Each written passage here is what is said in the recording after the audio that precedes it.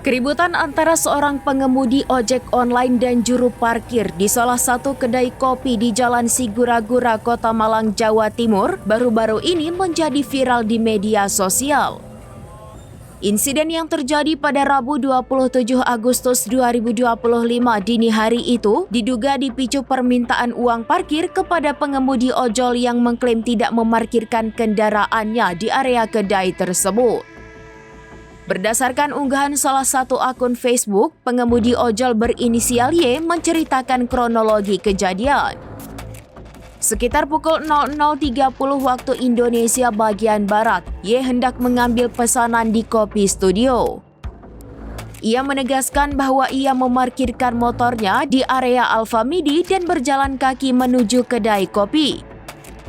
Situasi memanas ketika jukir bersikeras bahwa setiap pengemudi ojol yang mengambil pesanan di lokasi itu wajib membayar parkir dengan alasan bahwa aturan tersebut sudah lama berlaku. Lebih lanjut, Y menemukan kejanggalan saat meminta bukti karcis resmi. Karcis yang diberikan ternyata sudah kadaluarsa sejak tahun 2023 yang memperkuat dugaan adanya praktik pungutan liar. Menanggapi insiden viral ini, Kepala Dinas Perhubungan Kota Malang Wijaya Saleh Putra mengatakan pihaknya telah mengambil langkah untuk mengklarifikasi kejadian tersebut.